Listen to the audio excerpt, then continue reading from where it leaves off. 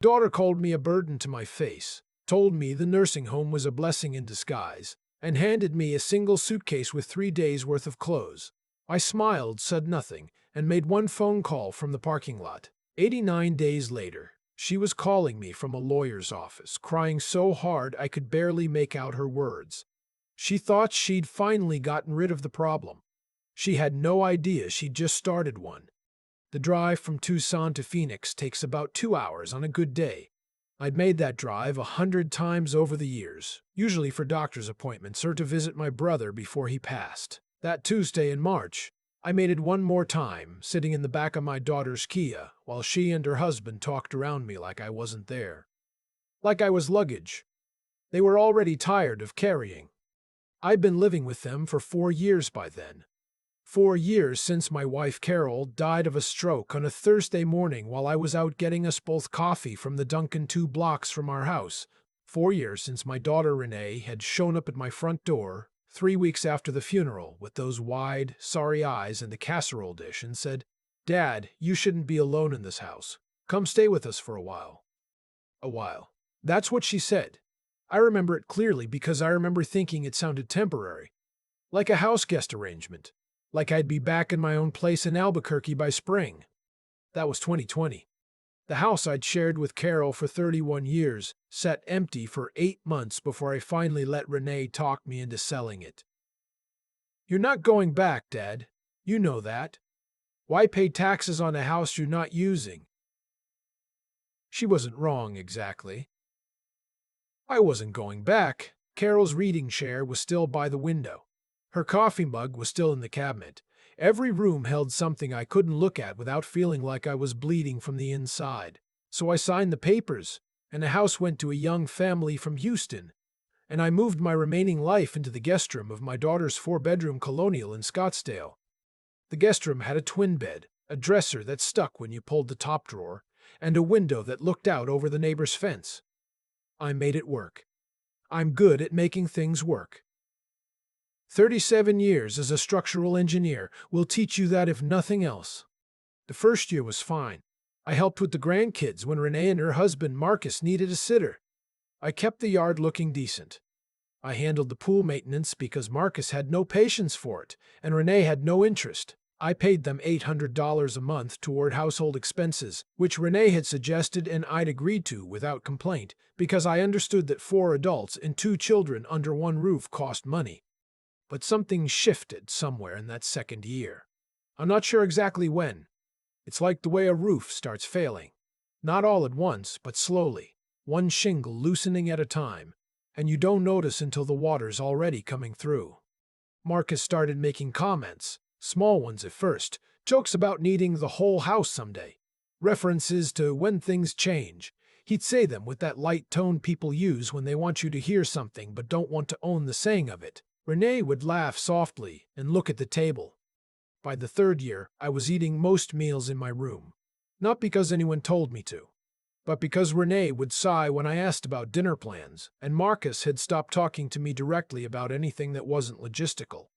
The grandkids still liked me fine. Tyler was 9 and obsessed with fishing lures, same as I'd been at his age. Lily was 6 and liked to sit with me while I watched the History Channel. Those 2 were the only reason some evenings felt worth sitting through. Then came the fall of last year. Renee sat me down at the kitchen table on a Sunday afternoon in October, which should have told me something. She'd made coffee. She'd put out the good mugs. She had that carefully arranged expression on her face, the one where her eyebrows are doing a lot of work to look gentle. "Dad, Marcus and I have been talking." I waited. "We think it might be time to look at some options. For you, going forward." I asked her what kind of options. She pulled out a brochure. Actual paper brochure, folded in thirds, glossy. Desert Pines Senior Living. A place in Mesa with a putting green on the cover, and people in matching beige walking paths that wound between fake-looking flower beds. "It's not a nursing home," she said quickly, which told me she knew exactly what it was. "It's assisted living, independent living really. You'd have your own apartment. There's activities, a dining room, a gym, people your own age." People your own age.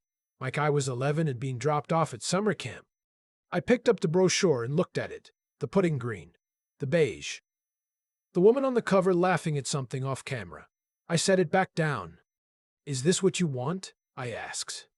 Renee looked at Marcus, who had appeared in the doorway to the kitchen with his arms crossed and the expression of a man who'd already made a decision and was waiting for the paperwork to catch up. We want what's best for you, Dad, she said.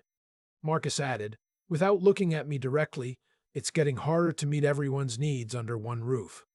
Everyone's needs. He meant his needs. He meant he wanted the guest room back, or the square footage, or just the absence of an old man who reminded him that people age and die, and that someday it would be his turn.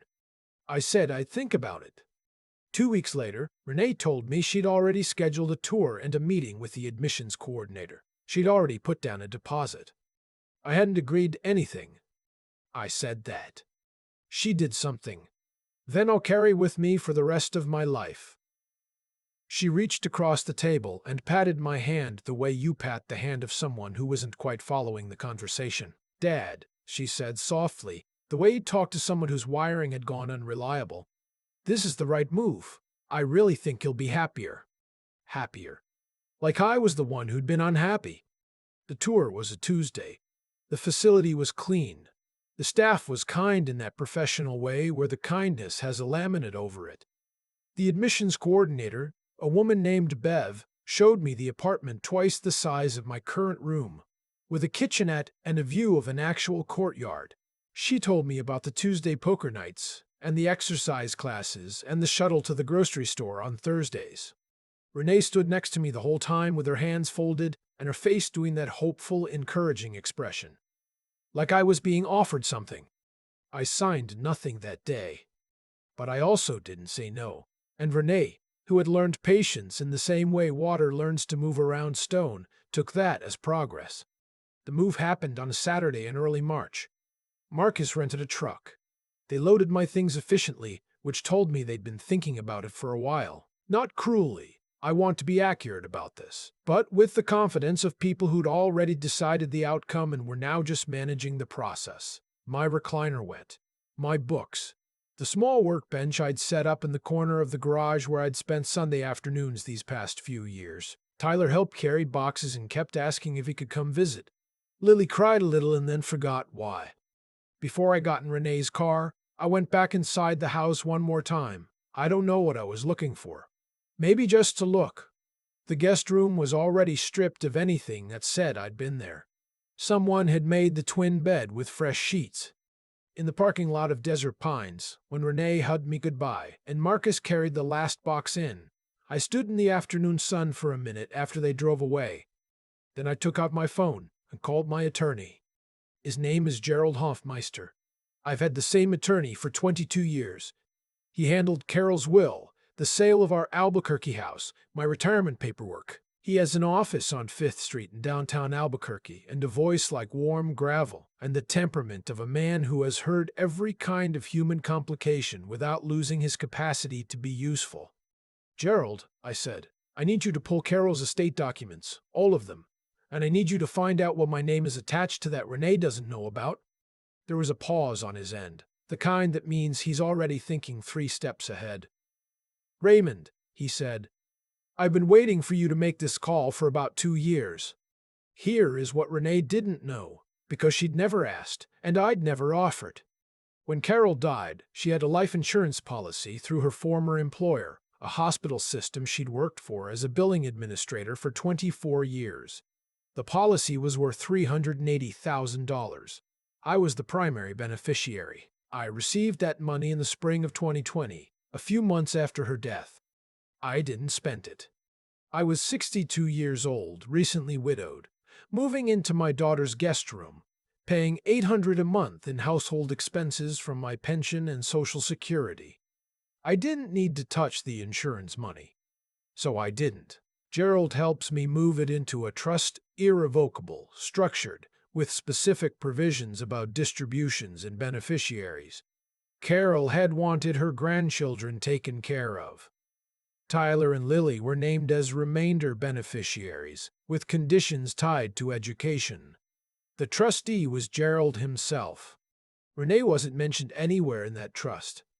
More importantly, Renee didn't know the trust existed. She knew about Carol's death. She knew about the insurance policy in the abstract. She'd seen it referenced in estate documents. But she'd assumed, I think, the way adult children often assume, that money like that gets spent down, that a widower in his 60s living in someone's guest room must be surviving on Social Security and whatever pension he had. She never asked directly. And I had no reason to volunteer information to someone who hadn't expressed interest in my finances beyond the $800 a month. There was one more thing. The house in Albuquerque, the one Renee had persuaded me to sell, had sold for $412,000 in 2021. After the mortgage payoff and closing costs, I'd walked away with roughly $330,000. That money had gone into a brokerage account in my name alone. I hadn't touched the principal. Over 3 years, with fairly conservative investments, it had grown to just over $390,000. Added together, insurance trust, brokerage account, pension, Social Security. I was not the financial dependent my daughter had been managing. Gerald confirmed everything over the phone that afternoon from the parking lot of Desert Pines. He read me figures and account numbers and reminded me of provisions I'd set up and half forgotten.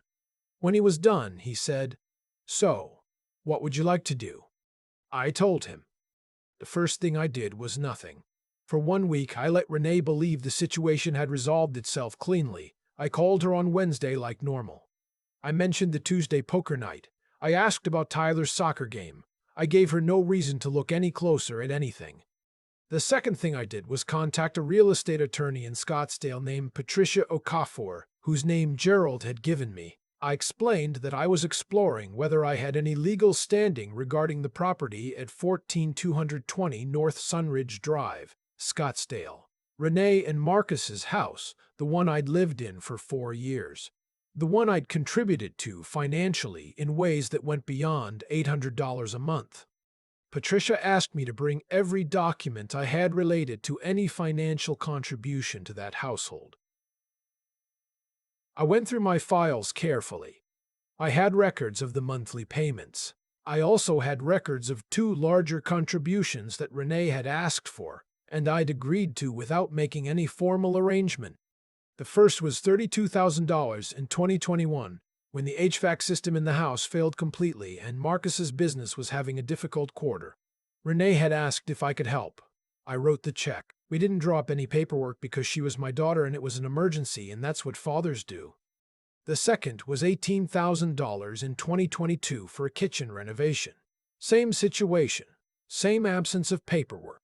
Patricia reviewed everything and was honest with me. The informal payments are harder to claim. No documentation, no formal agreement, nothing that establishes you expected repayment or had any ownership interest. What you have is a contribution pattern that could support an equitable claim, but it would be a fight. She paused. Is fighting what you want to do? I thought about it. I thought about Renee at the kitchen table with the brochure and the good mugs and those carefully arranged eyebrows. I thought about Marcus in the doorway with his arms crossed and everyone's needs. I thought about Tyler asking if he could come visit. No, I said, I don't want to fight. I want to make a choice. The choice I made was this. I did nothing regarding the house. I had no legal claim that was worth pursuing, and pursuing it would mean years of bitterness and money spent on attorneys and my grandchildren watching their grandfather and their mother destroy each other in court. That wasn't the life Carol would have recognized me in. But I made other choices. I contacted the brokerage and restructured my account. I updated my beneficiary designations across every financial instrument I controlled. Renee had been listed as secondary beneficiary on a few accounts from years ago, back when it seemed like the natural thing to do. I removed her. I updated everything to route to a charitable remainder trust Gerald helped me establish, with Tyler and Lily as the ultimate remainder beneficiaries when they turned 25.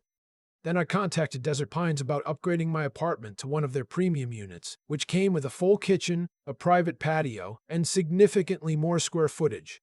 I paid for the upgrade in the first 6 months in advance from my brokerage account, writing a check without blinking. Then I booked a flight to Portland, Oregon, where my college roommate, Dennis, had been asking me to visit for 3 years. Dennis was 71, widowed 5 years ago, sharp as he'd ever been, and lived in a craftsman house 12 minutes from the Columbia River. We'd been friends since 1974 and had let geography and busy lives eat the years between visits. I told him I had no particular return date in mind. "Raymond," he said, "get on the plane." I left on the Monday morning without telling Renee I was going. I did leave a note with the front desk at Desert Pines, asking them to forward any calls from family members to my cell, which I then turned to silent. I found out later, much later, from Renee herself, that she tried to reach me on Wednesday. When I didn't answer, she tried again Thursday. By Friday, she'd driven to Desert Pines and found my apartment empty except for the furniture that came with it. The staff told her I'd taken a trip. They didn't know where. They weren't required to say even if they had known. Dennis picked me up from PDX in the rain. We shook hands in the arrivals lane and he looked at me for a moment and said, "You look like a man who just put something down." "Something like that," I said. The week in Portland was the first time in 4 years I went to sleep without hearing other people's house sounds through the walls. No Marcus's television in the next room. No Renee's footsteps pacing the kitchen at 11 at night. Just rain on the roof of Dennis's Craftsman and the river somewhere in the dark beyond the neighborhood. We fished 2 mornings. We drove out to the coast one afternoon and ate clam chowder at a place that had been there since 1968. We talked about Carol and about Dennis's wife, Barbara, and about what it means to build a life with someone, and then have to figure out who you are when that structure is gone. We talked about our kids, and the complicated love that comes with watching them become people you don't entirely recognize. Dennis had his own version of the story, different details, same shape. He'd simply never let his daughter redirect him. "You let her for too long," he said one evening, not unkindly, over bourbon on his back porch. "I know." Carol would have said something sooner. Carol would have said something immediately. I laughed, and it was real. Carol would have handed that brochure back and said, "Honey, I'll let you know when I'm ready to live with strangers." I missed her so much in that moment it was physical, like something pressing on the sternum. But it was the clean kind of missing, the kind that comes from love and not from guilt. I hadn't been doing right by Carol's memory by disappearing into Renee's guest room and letting myself become furniture. Carol hadn't spent 31 years building a life with a man who was going to let other people decide when he was done. I called Gerald from Dennis's kitchen on a Tuesday morning. I told him to go ahead with the charitable trust restructuring. I told him to make sure everything was documented correctly. He asked if I was certain. "I'm certain," I said. "All right," he said, "consider it done." I extended my stay in Portland by another week. Then I drove with Dennis down to Ashland, where he had friends, and we spent 4 days there before I finally flew back to Arizona. I landed on a Thursday. My phone had 89 missed calls. I sat in the terminal at Sky Harbor and scrolled through them slowly. Renee's number, Marcus's number, which surprised me since Marcus had not called me voluntarily in approximately 2 years. Renee's number again. A number I didn't recognize that turned out to be her friend Sandra. Renee again. Renee again. At some point around day 12, the calls started arriving at intervals of a few hours rather than once or twice a day, which told me the situation had become urgent in a way I hadn't fully anticipated. There were texts, too. I read the most recent one first. From Renee, "Dad, please call me. We need to talk. I'm not angry. I just need to understand what's happening." From Marcus, which I had to read 3 times to fully absorb. "Raymond, I think there's been a misunderstanding about some financial accounts. Renee is very upset. Please call her." Financial accounts, so they'd found out. I thought about how. Then I realized Gerald had sent formal notice of the trust restructuring to relevant parties as required, which included notifying Renee that she'd been removed as a beneficiary from the accounts where she'd previously been listed. That letter would have arrived while I was in Portland. It would have explained in Gerald's precise and impersonal legal prose that her secondary beneficiary status had been revoked and replaced with provisions of the newly established Charitable Remainder Trust. She hadn't known the accounts existed until she received a letter telling her she was no longer in them. I took a cab to Desert Pines.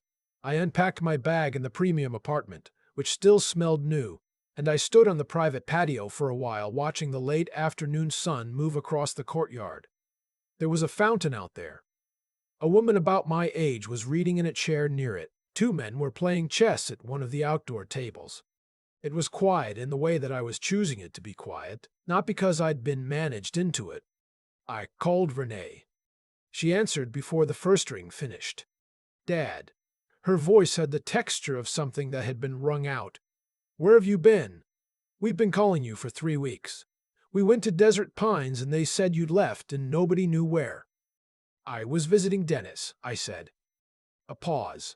Dennis, in Portland. He's been asking me to come for 3 years. I finally went. You didn't tell anyone? I didn't realize I needed to.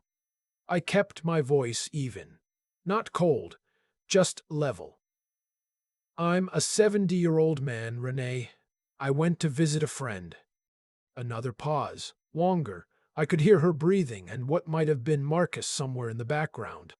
Dad, we got a letter from someone named Hoffmeister. About accounts. About a trust. Her voice shifted. What is that? I didn't know you had those accounts. Why didn't you ever say anything? You never asked. Silence. Those are Carol's insurance proceeds and the proceeds from the Albuquerque house sale, I said. I've had them since 2020 and 2021. I didn't spend them. They've been in accounts in my name. But the letter said you changed the beneficiaries. I did. Why? I let that question sit for a moment, let it breathe, because the honest answer required her to do some thinking she hadn't done yet, because I realized I should have reviewed those designations earlier. Things change. Circumstances change. Dad. Her voice broke on the word. Are you cutting me out? I'm saying I made financial decisions that reflect my current situation and my wishes for what happens to Carol's money after I'm gone. Tyler and Lily are taken care of. The trust is structured around their education and future. I paused. That was always what Carol wanted, you know that. But she stopped, started again. I didn't know there was that much money. I didn't know about any of it. I know you didn't. Another silence, different from the others, heavier. Dad, we didn't put you in that home too. We weren't thinking about money. We just thought it would be better for you, that you'd be happier, I said. The word from October came back clean and clear, I remember. She went quiet again. Marcus's voice came on, and the sound of it told me he'd been standing right there the whole time, close enough to listen. Raymond, I think we need to sit down together and talk through this properly. Maybe with both our attorneys present, just to make sure everyone. Marcus, I said, I don't need to sit down with attorneys. I haven't done anything that requires a legal conversation. I managed my own money in my own name according to my own wishes. That's not a negotiation. Silence. I'd like to see the kids, I said. Tyler has a soccer game this weekend, I think. I'd like to come to that, if it's all right. Renee said quietly. Of course it's all right. Good. I looked out at the courtyard fountain. The woman with the book had turned a page. The chess game was still going. And Renee, for what it's worth, the apartment here is actually not bad. The chicken picado on Fridays is legitimately good. I'm not sitting here suffering. She made a sound that was somewhere between a laugh and a cry and didn't quite manage to be either. I'll see you Saturday, I said, and ended the call. I stood on the patio until the sun finished going down. The temperature dropped the way desert evenings do, suddenly and completely, and I went inside and found the remote and turned on the television and ate the dinner I'd had delivered from a place 3 blocks away that Dennis had recommended before I left Portland. The chicken was good. The evening was quiet in a way I'd chosen. Tyler texted me at 8:30 asking if I would teach him to tie a Palomar knot before the season started, because someone at school had told him it was the strongest knot for fishing, and he wanted to know if that was true. I wrote back, it depends on the line weight. Come Saturday and we'll go over it. He sent back 3 fish emojis and a thumbs up. I don't know what Renee told Marcus that night, or what conversation happened in their house after the phone calls ended. I don't know if they argued or sat in silence or went to bed early to avoid each other. That wasn't mine to know. They were adults making their way through the consequences of choices they'd made, the same as everyone does. What I know is this. I wasn't angry anymore. Anger takes energy, and I'd already spent enough of it on the wrong things. What I felt instead was something quieter and more permanent. Something like the feeling after you've set down a weight you've been carrying so long you forgot you were carrying it. Carol would have told me to do this sooner. She would have sat across from me at our kitchen table in Albuquerque, wrapped her hands around her coffee mug, and said, "Raymond, stop being so agreeable about things you don't agree with." She said that to me more than once over 31 years. I should have listened harder. But I was listening now. Saturday came with cool morning air and Tyler running across the soccer field with the total commitment that 9-year-olds bring to everything, and Lily sitting next to me on the bleachers telling me about a book she was reading about horses. Renee sat one row down and to my left. We didn't talk much, but at halftime she turned around and handed me a cup of coffee without being asked exactly how I take it, and I accepted it. And we watched the second half in a silence that was something other than the silences of the past 4 years. It wasn't fixed. I'm not going to tell you it was fixed. Some things that break don't go back together the way they were, and maybe they're not supposed to. Maybe the shape they become after is just a different shape, not a worse one. But Tyler's team won by 1 goal in the final 3 minutes, and he found me first in the crowd after the final whistle, face flushed and muddy, wanting to tell me about the Palomar knot, and that was enough for a Saturday morning in March. That was plenty. I keep coming back to that moment in the parking lot of Desert Pines, suitcase at my feet, Renee's car already turning out of the lot, the afternoon sun doing what Arizona sun does in March, which is shine without apology on everything equally. I stood there and I wasn't angry. I was just clear, and I think that clarity was the first honest thing I'd felt in 4 years. Here's what I've learned about how life actually works, not in any religious sense, not fate or karma in the storybook version, but in the plain mechanical way that choices accumulate into consequences. What you do with your time and your money and your attention compounds, the same as interest in an account. Renee and Marcus spent 4 years making small withdrawals from something they thought had no bottom. Every sigh in the kitchen, every conversation that talked around me instead of to me, every brochure presented as a gift. They weren't cruel people in the dramatic sense. They were just careless with something they'd stopped valuing. And carelessness, over enough time, produces exactly the kind of outcome they were panicking about when those 89 calls went unanswered. I think about the 3 things that got me through it, and none of them came from anywhere outside myself. The first was knowing right from wrong clearly enough to feel it when things went wrong. Not just to recognize it intellectually, but to feel it somewhere in the chest, the way you feel when you've let yourself be talked out of something you knew better about. Carol used to call it your honest register. She said everyone has one, and most people spend their lives explaining away what it tells them. I'd been explaining things away for 4 years. I stopped. The second was thinking carefully instead of reacting. Gerald had those documents. The trust, the accounts, the beneficiary designations. I'd set those things up years ago, not as weapons but as responsible planning. What I had to figure out was how to use what was already mine without becoming someone I wouldn't recognize. That required sitting still long enough to think, which is harder than it sounds when you're hurt and angry and a parking lot in Mesa is the only neutral ground you've got. Dennis helped. Portland helped. Rain on the roof at night, and a friend who'd known me since 1974 helped more than anything strategic. The third was simply not quitting, not on myself. Renee had handed me a suitcase with 3 days of clothes in it and a glossy brochure and the quiet suggestion that my useful life was behind me. The easiest thing in the world would have been to believe her, to shuffle into that apartment and watch the History Channel and wait for Tyler's visits and stop expecting anything from the time I had left. I've watched men do that. Good men who let other people's estimation of them become their own. I wasn't going to be that. The morning I flew back from Portland, I felt something I hadn't felt in a long time. Not triumph. That's too loud a word for it. More like the feeling after you've repaired something that was broken in your house. Quiet satisfaction. Things working the way they're supposed to. Tyler's 3 fish emojis that night were worth more to me than anything else that happened in that entire month. I don't know how the rest of it goes with Renee. I'm not sure she does either. But I know that Saturday on the soccer field, when she handed me that coffee without being asked exactly how I take it, she was doing something that cost her something. That matters. People can learn. Sometimes it just takes consequences they didn't see coming to make them look at what they've been doing. Carol would have called that growing up. She had a talent for saying difficult things gently. I'm still working on that part.